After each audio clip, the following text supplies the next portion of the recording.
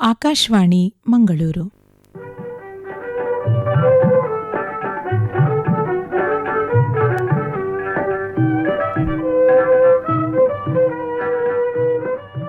ಪುಟಾಣಿ ಕೇಳುಗರಿಗೆಲ್ಲ ಪ್ರೀತಿಯ ನಮಸ್ಕಾರ. ಇಂದಿನ ಬಾಲವೃಂದ ಕಾರ್ಯಕ್ರಮಕ್ಕೆ ನಿಮಗೆಲ್ಲ ಪ್ರೀತಿಯ ಸ್ವಾಗತ ಮಕ್ಕಳೇ. ಇಂದಿನ ಬಾಲವೃಂದದ ರೇಡಿಯೋ ಕ್ಲಾಸ್ ರೂಮ್ನ ವಿಷಯ ಮಕ್ಕಳ ಮಾನಸಿಕ ಸಮಸ್ಯೆಗಳು ಎಂಬ ವಿಷಯದ ಕುರಿತು ಮೊದಲ ಭಾಗವನ್ನ ಕೇಳಲಿರುವಿರಿ.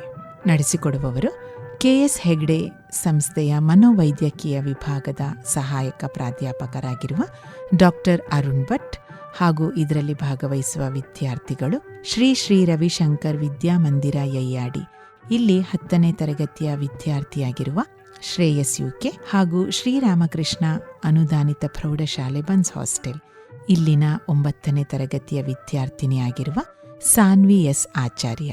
ಕಾರ್ಯಕ್ರಮವನ್ನ ಕೇಳೋಣ ಮಕ್ಕಳೇ.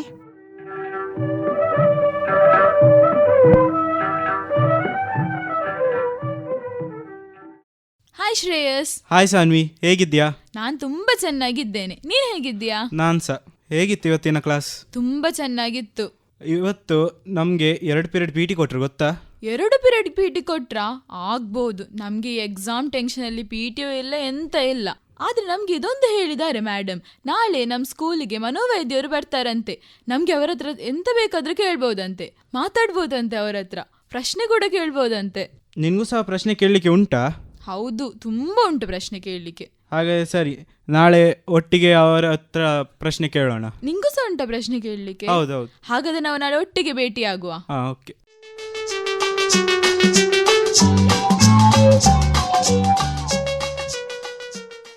ನಮಸ್ತೆ ಡಾಕ್ಟರ್, ನಾನು ಶ್ರೇಯಸ್.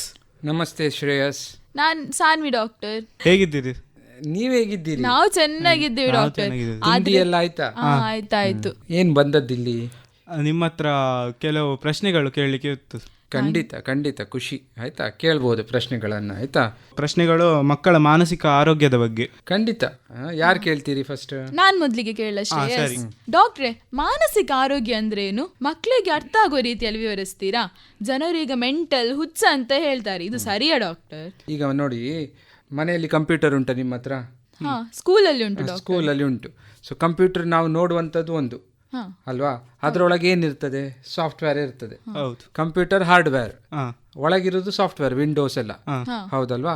ಸೊ ಹಾಗೆ ನಮ್ಮ ಮೆದುಳು ಹಾರ್ಡ್ವೇರ್. ಮೆದುಳಿನ ಒಳಗೆ ಕರೆಂಟ್ ಸಂಚಲನ ಆಗ್ತಾ ಇರ್ತದೆ, ಅದು ಮನಸ್ಸು. ಆಯ್ತಾ? ಸೊ ಸಾಫ್ಟ್ವೇರಿಗೆ ಪ್ರಾಬ್ಲಮ್ ಬಂದ್ರೆ ಏನಾಗ್ತದೆ? ಸಾಫ್ಟ್ವೇರ್ ಸರಿಯಾಗಿ ವರ್ಕ್ ಆಗುದಿಲ್ಲ. ಹಳ ವಿಂಡೋಸ್ ಇದ್ರೆ ಏನಾಗ್ತದೆ? ಸ್ಲೋ ಇರ್ತದೆ. ಹೊಸ ವಿಂಡೋಸ್ ಆದ್ರೆ ಒಳ್ಳೆ ಫಾಸ್ಟ್ ಆಗ್ತದೆ. ಹಾಗೆ ಮಾನಸಿಕ ಆರೋಗ್ಯ ಅನ್ನುವಂಥದ್ದು. ಸೊ ಈ ಹಾರ್ಡ್ವೇರ್ ಅನ್ನು ಏನ್ ಮಾಡ್ಬೇಕು ನಾವು? ಕ್ಲೀನ್ ಮಾಡಬೇಕು, ಡಸ್ಟ್ ತೆಗಿಬೇಕು ಎಲ್ಲ, ಅಲ್ವಾ? ಈ ಕಂಪ್ಯೂಟರ್ ಅಲ್ಲಿ ಸಾಫ್ಟ್ವೇರ್ ನಾವು ಅಪ್ಗ್ರೇಡ್ ಮಾಡ್ತಾ ಹೋಗ್ಬೇಕು. ಹಾಗೆ ನಮ್ಮ ಮಾನಸಿಕ ಆರೋಗ್ಯ ಅಂದ್ರೆ, ಈಗ ದೈಹಿಕ ಆರೋಗ್ಯ ಬಗ್ಗೆ ಹೇಳೋದಿದ್ರೆ, ಚಂದ ಮಾಡಿ ಎಕ್ಸರ್ಸೈಸ್ ಮಾಡೋದು, ಒಳ್ಳೆ ರೀತಿಯ ಊಟ ತಿನ್ನುವಂಥದ್ದು, ಇದೆಲ್ಲ ನಾವು ಮಾಡಿದ್ರೆ ನಮ್ಮ ದೈಹಿಕ ಆರೋಗ್ಯ ಚೆನ್ನಾಗಿರ್ತದೆ. ಮಾನಸಿಕ ಆರೋಗ್ಯ ಅನ್ನುವಂಥದ್ದು ಸಾಫ್ಟ್ವೇರ್. ಅದನ್ನು ಹೇಗೆ ನಾವು ಚೆನ್ನಾಗಿ ಮಾಡ್ಬೋದು?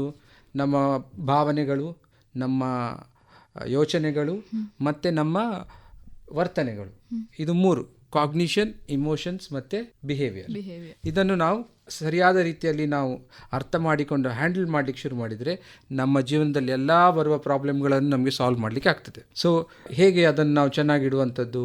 ಸರಿಯಾಗಿ ವಿಶ್ರಾಂತಿ ತಗೊಳ್ಳೋದು, ಒಳ್ಳೆ ರೀತಿಯ ಫುಡ್ ತಗೊಳ್ಳುವಂಥದ್ದು, ಕೈಂಡ್ನೆಸ್ ಅಂದರೆ ಏನು?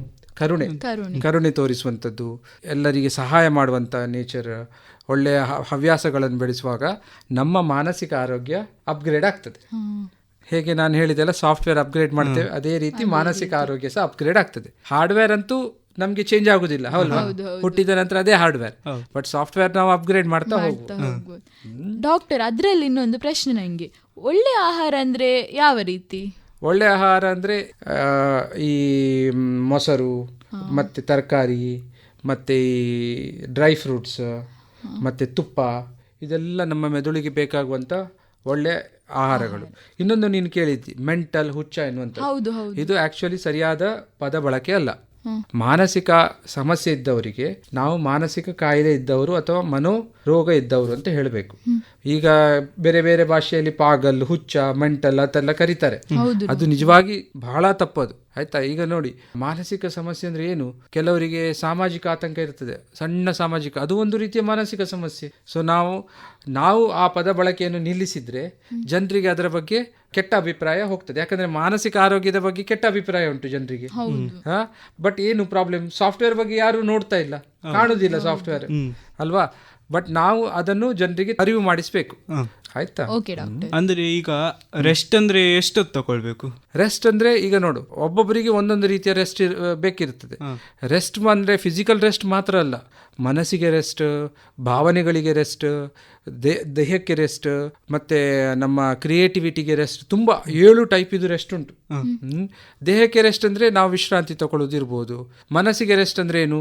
ನಮ್ಮ ಸ್ಟ್ರೆಸ್ ಫುಲ್ ವರ್ಕ್ ಅನ್ನು ನಾವು ಬದಿಗಿಟ್ಟು ನಮಗೆ ಏನು ಖುಷಿ ಕೊಡುತ್ತದೆ ಹವ್ಯಾಸ ಅದನ್ನು ತಗೊಳ್ಳುವಂಥದ್ದು. ಅಂದ್ರೆ ಈಗ ಕೆಲವರಿಗೆ ತೋಟಗಾರಿಕೆ ಇಷ್ಟ ಇರ್ತದೆ, ಕೆಲವರಿಗೆ ಪುಸ್ತಕ ಓದೋದು ಇಷ್ಟ ಇರ್ತದೆ.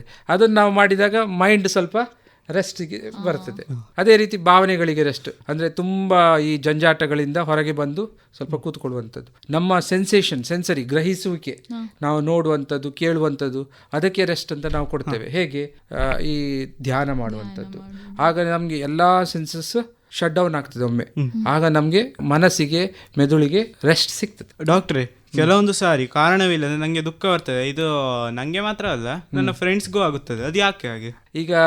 ಈಗ ನೋಡು, ಮಂಗಳೂರಲ್ಲಿ ಎಂತ ಉಂಟು ವೆದರ್? ಎಂತ ಉಂಟು? ಕೋಲ್ಡ್ ಉಂಟು. ಬೆಳಿಗ್ಗೆ ಮಳೆ, ಆ ತರ ತುಂಬಾ ಕೋಲ್ಡ್. ಮೊನ್ನೆ ನೋಡಿದ್ಯಲ್ಲ, ಬೆಳಿಗ್ಗೆ ಬಿಸಿಲು, ರಾತ್ರಿ ಮಳೆ. ಹಾಗೆ ನಮ್ಮ ಮನಸ್ಸು ಸಹ ಒಮ್ಮೆ ಸನ್ನಿ ಇರ್ತದೆ. ಸನ್ನಿ ಅಂದ್ರೆ ತುಂಬಾ ಬಿಸಿಲು ಇರ್ತದೆ, ಕೆಲವೊಮ್ಮೆ ಮೋಡ ಆಗಿ ಬಿಡ್ತದೆ. ಕಾರಣ ಬೇಕಂತಿಲ್ಲ. ಏನಂದ್ರೆ ಉದಾಹರಣೆಗೆ ಬಿಸಿಲಿದ್ದಾಗ ಎಲ್ಲ ಸಹ ಖುಷಿ, ಎಲ್ಲ ಸಹ ಫ್ರೆಶ್ ಕಾಣ್ತದೆ. ಮೋಡ ಆದಾಗ ಡಲ್ ಆಗ್ತದೆ, ಏನು ಮಾಡೋದು ಬೇಡ, ಒಂದು ರೀತಿ ಆಲಸ್ಯ. ಕೆಲವೊಮ್ಮೆ ಕಾರಣ ಇದ್ದೂ ಆಗಬಹುದು ಮೂಡಿನಲ್ಲಿ, ಅಥವಾ ನಾನು ಹೇಳಿದೆಲ್ಲ ಭಾವನೆಗಳು. ಆಗ 3 ವಿಷಯ ಹೇಳಿದೆ: ಯೋಚನೆ, ಭಾವನೆ, ವರ್ತನೆ. ಭಾವನೆಗಳಲ್ಲಿ ಈ ವ್ಯತ್ಯಾಸಗಳು ಆಗ್ತಾ ಇರ್ತದೆ, ಏರಿಳಿತದ ಹಾಗೆ. ತುಂಬ ಫ್ರೀಕ್ವೆಂಟ್ಲಿ ಆಗುದಿಲ್ಲ, ಬಟ್ ಆಗ್ತದೆ. ಆದರೆ ಕೆಲವೊಮ್ಮೆ ಕಾರಣ ಇದ್ದೂ ಆಗ್ತದೆ, ಕೆಲವೊಮ್ಮೆ ಕಾರಣ ಇಲ್ಲದೆಯೂ ಆಗ್ತದೆ. ಸೊ ಕಾರಣ ಇಲ್ಲದೆ ಯಾಕೆ ಆಗ್ತದೆ? ಸರಿಯಾಗಿ ನಿದ್ದೆ ಮಾಡದಿದ್ರೆ ಆಗಬಹುದು. ನಮ್ಮ ದೇಹದಲ್ಲಿ ಬಹಳಷ್ಟು ಹಾರ್ಮೋನ್ಸ್ ಇದೆ. ಮತ್ತೆ ನಾನು ಆಗ ಹೇಳಿದೆ, ಮೆದುಳಿನ ಒಳಗೆ ಕರೆಂಟ್ ಪಾಸ್ ಆಗ್ತದೆ ಅಂತೇಳಿ. ಹೇಗೆ ಕರೆಂಟ್ ಪಾಸ್ ಆಗ್ತದೆ? ಈ ವೈರ್ ತರ ಅಲ್ಲ. ಈಗ ನೀವು ಲೈಟಲ್ಲಿ ಎಲ್ಲ ನೋಡ್ತಿರಲ್ಲ, ಅದು ವೈರ್ ತರ ಅಲ್ಲ. ಮೆದುಳಲ್ಲಿ ಕೆಮಿಕಲ್ಸ್ ಇರ್ತದೆ ತುಂಬಾ. ಆ ಕೆಮಿಕಲ್ಸ್ ಮುಖಾಂತರ ಕರೆಂಟ್ ಪಾಸ್ ಆಗೋದು. ಕೆಲವೊಮ್ಮೆ ಆ ಕೆಮಿಕಲ್ಸ್ ಅಲ್ಲಿ ಏರಿಳಿತ ಆಗ್ತಾ ಇರಬಹುದು, ಹಾರ್ಮೋನ್ಸ್ ಇದು ಏರಿಳಿತ ಆಗ್ತಾ ಇರಬಹುದು. ಈಗ ಕೆಲವೊಮ್ಮೆ ನೀವೇ ನೋಡಿರ್ಬೋದು, ಬೆಳಿಗ್ಗೆ ಏಳುವಾಗ ಒಂದು ರೀತಿಯ ಆಲಸ್ಯ, ಎಸ್ಪೆಷಲಿ ಈಗ ಚಳಿಗಾಲದಲ್ಲಿ, ಮತ್ತೆ ಸಂಜೆ ಆಗುವಾಗ ಫ್ರೆಶ್ ಆಗ್ತದೆ. ಸೊ ಇದು ಸಾಮಾನ್ಯವಾಗಿ ಆಗ್ತದೆ. ಆದರೆ ಒಂದು ವಿಚಾರ ಏನು ಗಮನದಲ್ಲಿ ಇಡಬೇಕು ಅಂದರೆ, ನಾನು ಹೇಳಿದೆಲ್ಲ, ಡಲ್ ಭಾವನೆ ತುಂಬ ದಿವಸ ಅದೇ ರೀತಿ ಹೋಗ್ತಾ ಇದ್ರೆ ಅದಕ್ಕೆ ನಾವು ಚಿಕಿತ್ಸೆ ಕೊಡಬೇಕು. ಈಗ ಒಂದು ಅರ್ಧ ಗಂಟೆ ಡಲ್ ಆಗಿ ಮತ್ತೆ ಫ್ರೆಶ್ ಆಗ್ತದೆ ಅಂತಿದ್ರೆ ಓಕೆ, ಅದು ನಾರ್ಮಲ್. ಆ ಥರ ಏರಿಳಿತ ಓಕೆ. ಬಟ್ ತುಂಬ ದಿವಸಗಟ್ಟಲೆ, ವಾರಗಟ್ಟಲೆ, ತಿಂಗಳುಗಟ್ಟಲೆ ಅದೇ ರೀತಿ ಡಲ್, ಏನು ಮಾಡ್ಲಿಕ್ಕೆ ಆಗುದಿಲ್ಲ ಎನ್ನುವಂಥ ರೀತಿ ಇದ್ರೆ ನಾವು ಅವರಿಗೆ ಖಿನ್ನತೆ ಇದೆ ಅಂತ ಹೇಳ್ತೇವೆ. ಆಯ್ತಾ? ಸೊ ನಿನ್ಗೆ ಈಗ ಆಗುವಂಥ ಭಾವನೆ ನಾರ್ಮಲ್, ಎಲ್ರಿಗೆ ಆಗುವಂಥದ್ದು. ಆಯ್ತಾ? ಆಯ್ತು ಡಾಕ್ಟರ್, ಇನ್ನೊಂದು ವಿಷಯ, ನಾನು ಬೆಳಗ್ಗೆ ಅಮ್ಮನ ಹತ್ರ ಜಗಳ ಮಾಡಿ ಬಂದೆ. ಎಂತೆಲ್ಲ ನನಗೆ ಕೋಪ ಬರುದು ಅವರನ್ನು.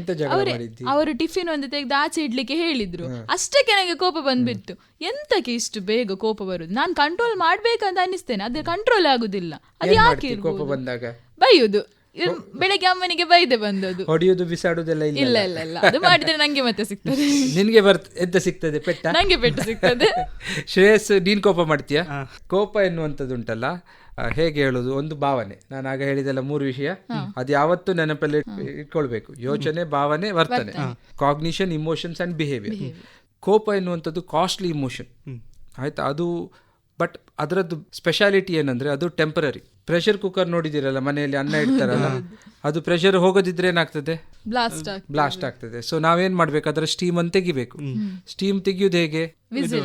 ವಿಸಿಲ್ ಅಲ್ಲಿ ಹೋಗ್ಬೋದು, ಅಥವಾ ಸ್ವಲ್ಪ ಹೊತ್ತು ಗ್ಯಾಸ್ ಇಂದ ತೆಗೆದಿಟ್ರೆ ಹೋಗ್ತದೆ, ಆ ನಂತರ ಸರಿ ಆಗ್ತದೆ. ಅದೇ ರೀತಿ ನಮ್ಮಲ್ಲಿ ಕೋಪವನ್ನು ಕಂಟ್ರೋಲ್ ಮಾಡಬೇಕು. ಹೇಗೆ? ಒಂದು ಏನಂದ್ರೆ ಡೀಪ್ ಬ್ರೀದಿಂಗ್. ವಿಸಿಲ್ ತೆಗೆದಾಗೆ ಡೀಪ್ ಬ್ರೀದಿಂಗ್, ಕಣ್ಣು ಮುಚ್ಚಿ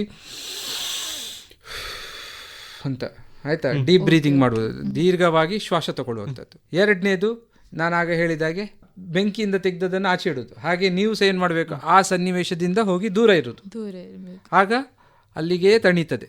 ಆಯ್ತಾ? ಮೂರನೇದಾಗೆ ಸ್ವಲ್ಪ ನೀರು ಕುಡಿಯುವಂಥದ್ದು, ಸ್ವಲ್ಪ ಬೇರೆ ಏನಾದರೂ ಡಿಸ್ಟ್ರಾಕ್ಟ್ ಮಾಡುವಂಥದ್ದು.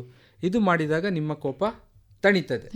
ಇಲ್ಲದಿದ್ದರೆ ಅದೇ ಗ್ಯಾಸಲ್ಲಿದ್ದರೆ ಬ್ಲಾಸ್ಟ್ ಆಗ್ತದೆ. ಅರ್ಥ ಆಯ್ತಾ? ಸೊ ಕೋಪ ಎನ್ನುವಂಥದ್ದು ಟೆಂಪರರಿ ಇಮೋಷನ್, ಭಾರಿ ಕಾಸ್ಟ್ಲಿ ಇಮೋಷನ್.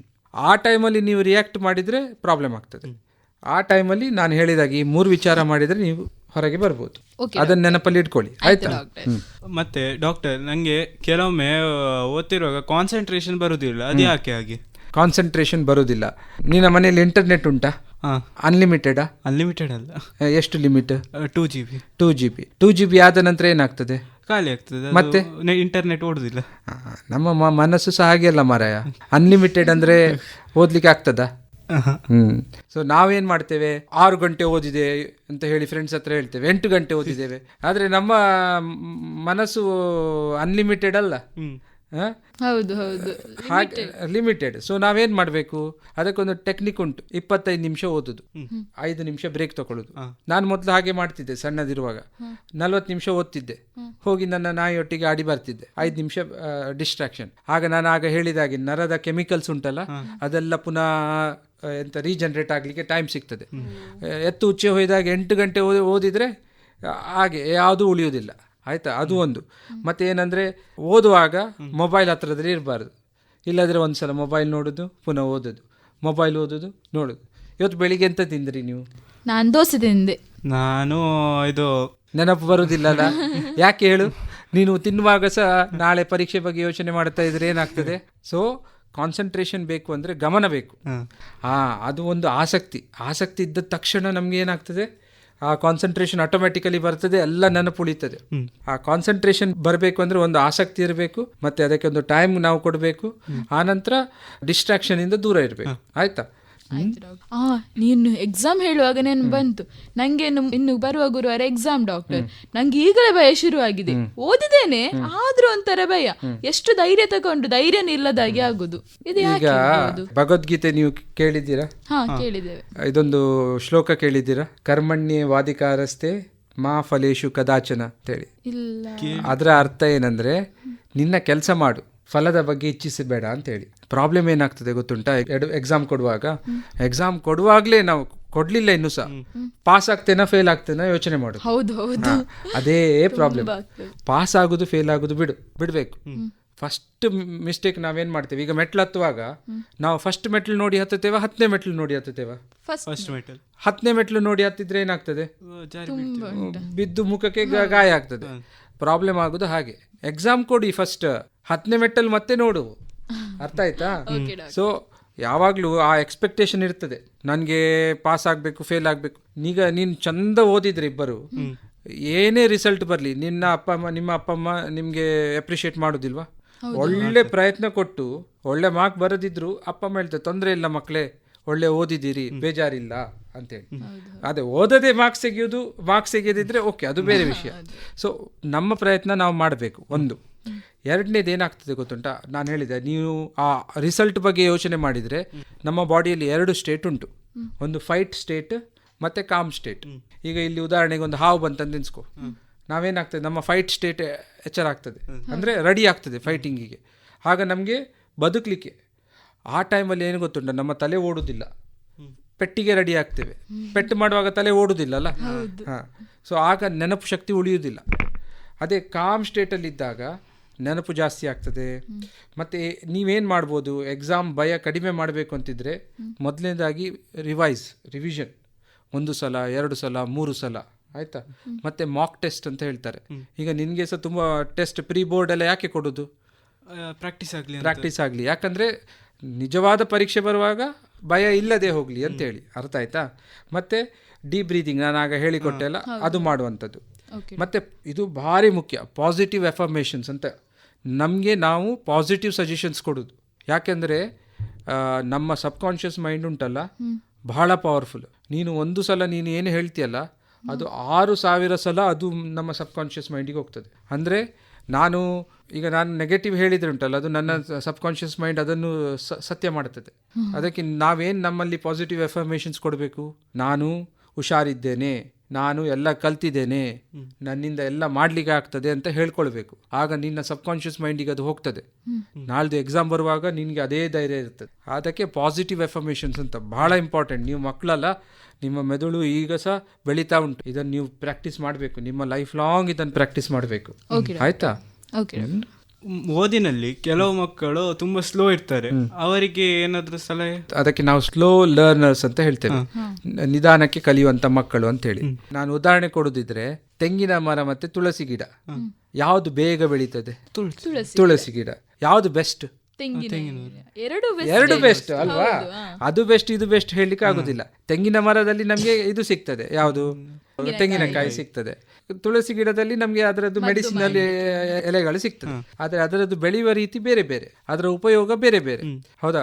ಆ ಸ್ಲೋ ಲರ್ನರ್ಸ್ ಅಂದ್ರೆ ಏನು? ನೀನು ಓದಿದ ಸ್ಪೀಡಿಗೆ ಅವರು ಓದದೇ ಇರ್ಬೋದು, ಆದ್ರೆ ಅವರು ಆಟದಲ್ಲಿ ಒಳ್ಳೆ ಇರ್ಬೋದು, ಚಿತ್ರದಲ್ಲಿ ಒಳ್ಳೆ ಇರ್ಬೋದು. ಅರ್ಥ ಆಯ್ತಾ? ಅವರಿಗೆ ಅವರವರ ಆದಂಥ ಒಂದು ಎಂತ ಹೇಳ್ತಾರೆ ಗತಿ, ಸ್ಪೀಡ್ ಅಂತ ಹೇಳ್ತೇವಲ್ಲ, ಇರ್ತದೆ. ಅದಕ್ಕೆ ನಾವು ಅಂದರೆ ಸ್ಲೋ ಲರ್ನರ್ಸ್ ಫಾಸ್ಟ್ ಲರ್ನರ್ಸ್ ಅಂತ ಕಂಪೇರ್ ಮಾಡಲಿಕ್ಕಿಲ್ಲ. ಈಗ ಮೀನನ್ನು ನಾವು ನೀರಲ್ಲಿ ಮರ ಹತ್ತಲಿಕ್ಕೆ ಹೇಳಿದರೆ ಆಗ್ತದಾ? ಆಗುದಿಲ್ಲ. ಮಂಗಕ್ಕೆ ಮೀನಿನಾಗೆ ಸ್ಪೀಡು ಹೇಳಲಿಕ್ಕೆ ಹೋಗೋ ಹೇಳಿದ್ರೆ ಆಗ್ತದಾ? ಮಂಗ ಹತ್ತಲಿಕ್ಕೆ ಬೆಟರ್, ಮೀನು ನೀರಲ್ಲಿ ಹೋಗ್ಲಿಕ್ಕೆ ಬೆಟರ್. ಇದು ಆಲ್ಬರ್ಟ್ ಐನ್ಸ್ಟೈನ್ ಹೇಳಿದ್ದು.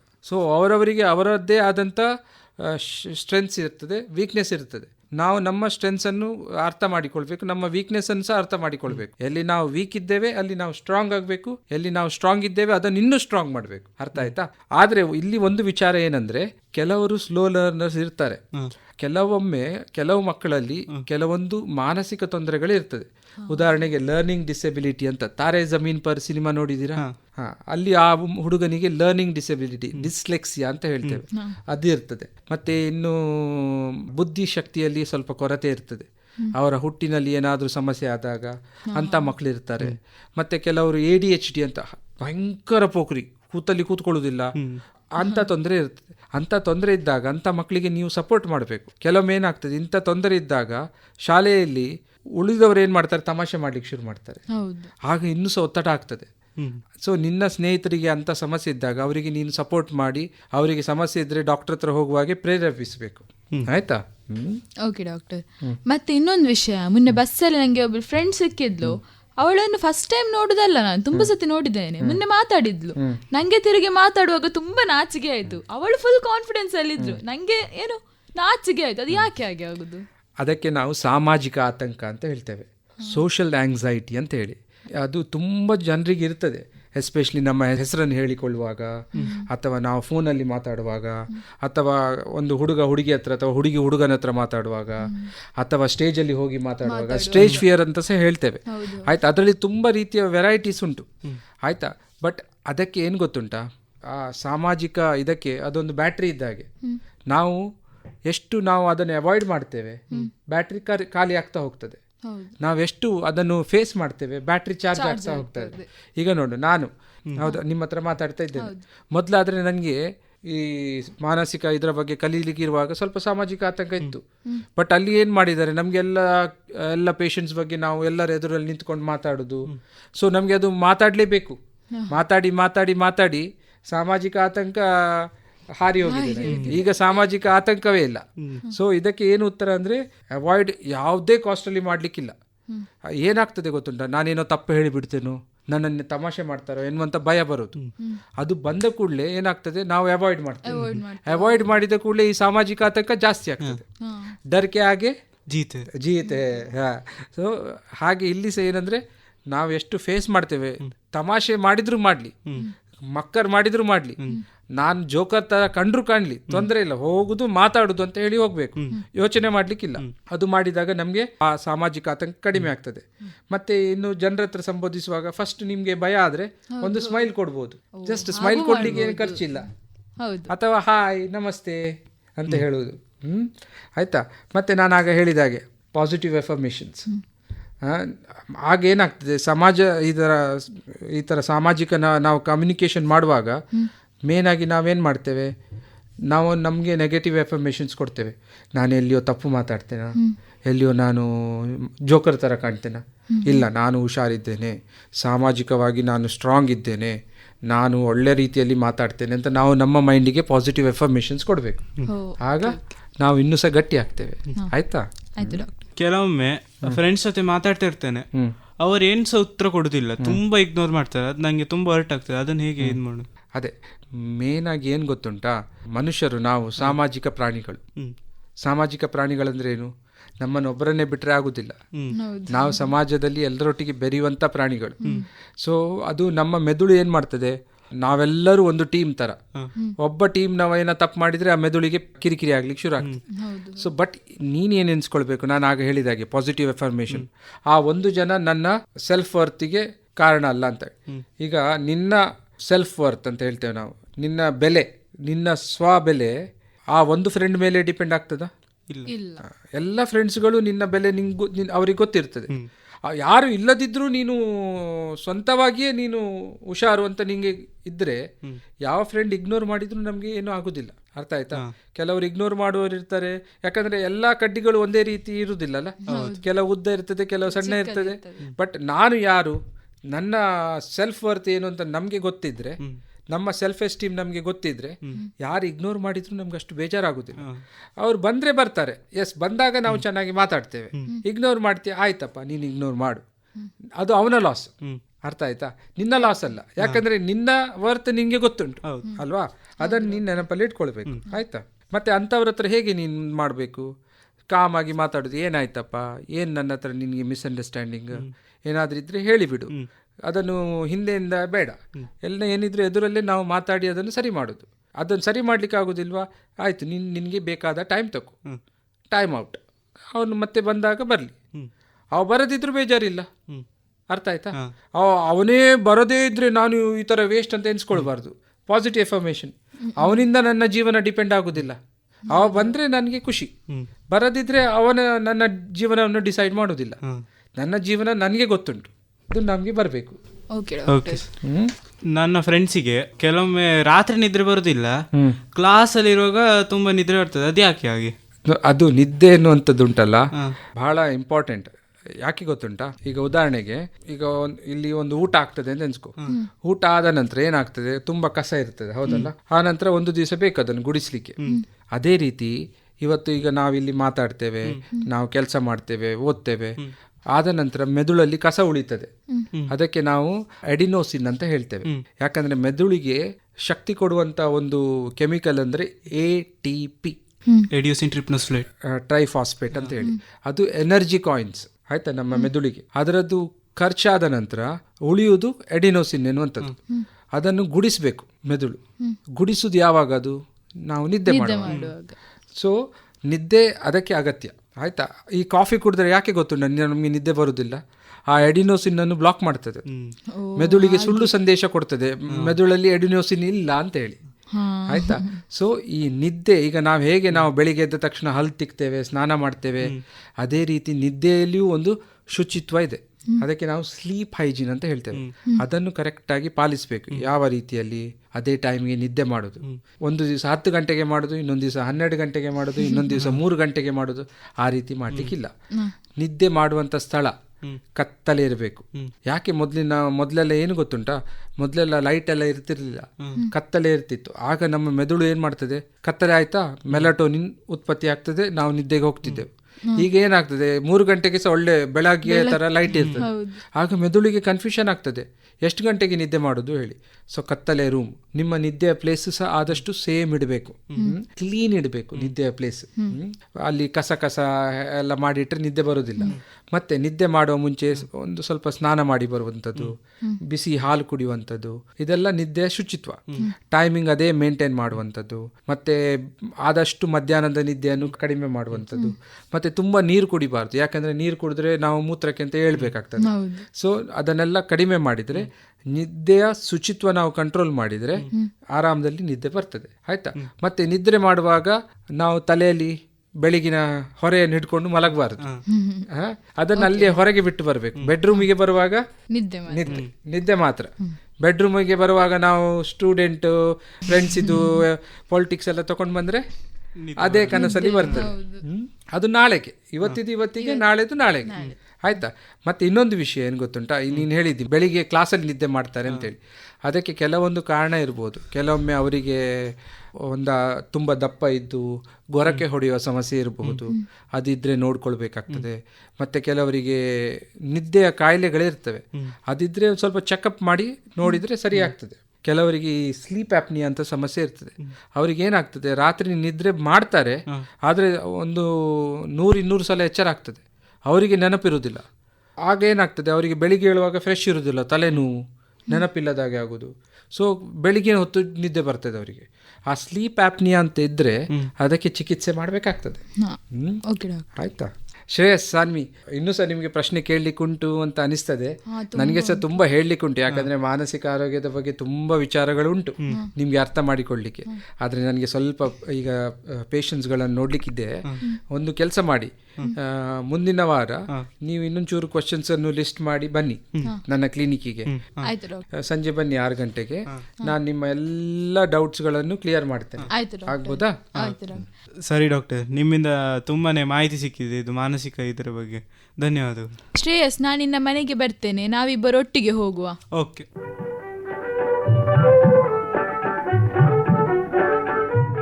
ಇದುವರೆಗೆ ರೇಡಿಯೋ ಕ್ಲಾಸ್ ರೂಮ್ನಲ್ಲಿ ಮಕ್ಕಳ ಮಾನಸಿಕ ಸಮಸ್ಯೆಗಳು ಎಂಬ ವಿಷಯದ ಕುರಿತಾಗಿ ಮೊದಲನೇ ಭಾಗವನ್ನ ಕೇಳಿದಿರಿ. ನಡೆಸಿಕೊಟ್ಟವರು KS ಹೆಗ್ಡೆ ಸಂಸ್ಥೆಯಲ್ಲಿ ಮನೋವೈದ್ಯಕೀಯ ವಿಭಾಗದ ಸಹಾಯಕ ಪ್ರಾಧ್ಯಾಪಕರಾಗಿರುವ ಡಾಕ್ಟರ್ ಅರುಣ್ ಭಟ್ ಹಾಗೂ ಇದರಲ್ಲಿ ಭಾಗವಹಿಸಿದ ವಿದ್ಯಾರ್ಥಿಗಳು ಶ್ರೀ ರವಿಶಂಕರ್ ವಿದ್ಯಾಮಂದಿರ ಯಯ್ಯಾಡಿ, ಇಲ್ಲಿ 10ನೇ ತರಗತಿಯ ವಿದ್ಯಾರ್ಥಿಯಾಗಿರುವ ಶ್ರೇಯಸ್ UK ಹಾಗೂ ಶ್ರೀರಾಮಕೃಷ್ಣ ಅನುದಾನಿತ ಪ್ರೌಢಶಾಲೆ ಬನ್ಸ್ ಹಾಸ್ಟೆಲ್, ಇಲ್ಲಿ 9ನೇ ತರಗತಿಯ ವಿದ್ಯಾರ್ಥಿನಿಯಾಗಿರುವ ಸಾನ್ವಿ S ಆಚಾರ್ಯ. ಪುಟಾಣಿಗಳೇ, ಇಲ್ಲಿಗೆ ಇಂದಿನ ಬಾಲವೃಂದ ಕಾರ್ಯಕ್ರಮ ಮುಕ್ತಾಯವಾಯಿತು. ಮುಂದಿನ ಕಾರ್ಯಕ್ರಮದಲ್ಲಿ ಮತ್ತೆ ಭೇಟಿಯಾಗೋಣ. ನಮಸ್ಕಾರ.